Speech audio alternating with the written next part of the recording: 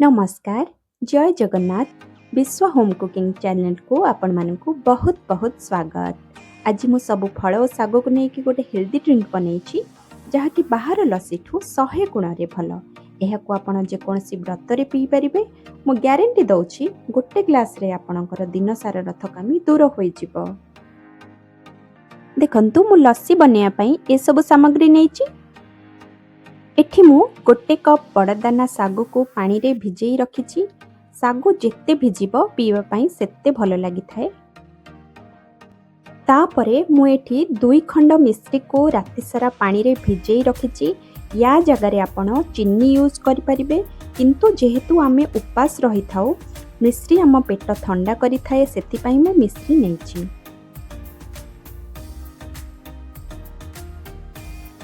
तापरे मु एठी किछि फल काटिके नेछि।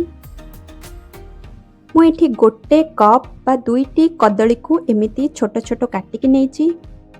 तापरे मु गोटे कमला को चोपा छड़े एमिति छोट छोट काटिके नेछि। तापरे मु गोटे सेव को चोपा छड़े की एमिति छोट छोट काटिके नेछि। तापरे मु गोटे डाळिंब को चोपा छड़े की नेछि। तापरे मु गोटे कप अंगूर नेछि।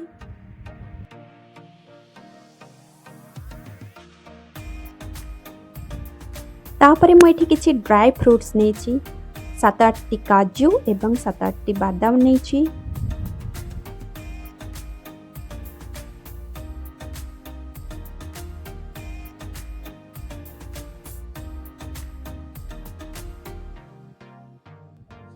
तापरे एठी मु नेछि गोटे कप क्षीर।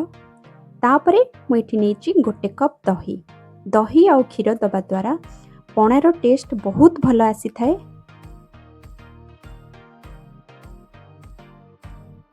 तापरे मु ए पणा बनैया पई एठी गोटे मिक्सिंग जार नेछि। सेत्रे मु भिजेई रखिथिबा सागु को ऐड कर देबी। तापरे मु सब फल को पकेई देबी।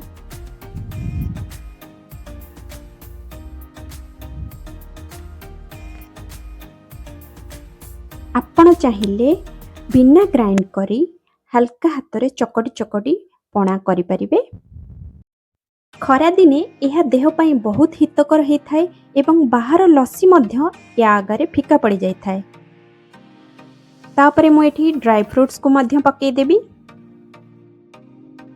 एबे चलंतु याको आमे ग्राइंडिंग करनबा।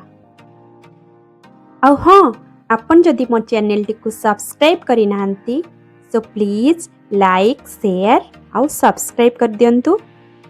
देखंतु एबे मु सागुपणा को ग्राइंडिंग करके गोटे बाउल को काढी नेछि। एबे सेथरे मु ऐड करबी गोटे चम्मच गोलमरिच पाउडर और गोटे चम्मच गुजराती पाउडर।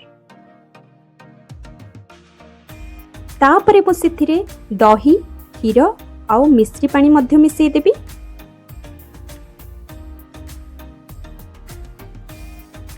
तापरे आमे सब गुडा को भल्ल से भल्ल भाबरे गोळेई नबा।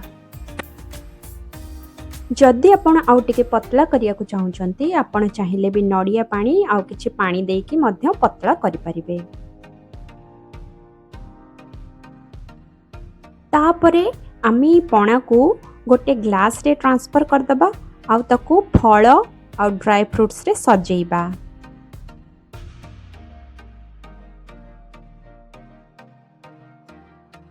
खरा दिने एही सागुपणा पेट ठंडा करने सहित दिन सारार थकामी को दूर करि थाए। एहाकू आपण सब ओषा व्रत रे बनई पारिबे।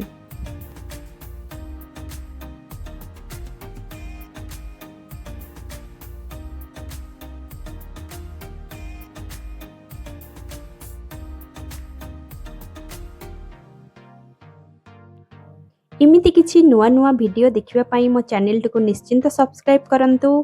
आउ मते निश्चिंत कमेंट करी जणांतु मो रेसिपीटी आपनको केमिति लागिला। रहुची बाय बाय टाटा।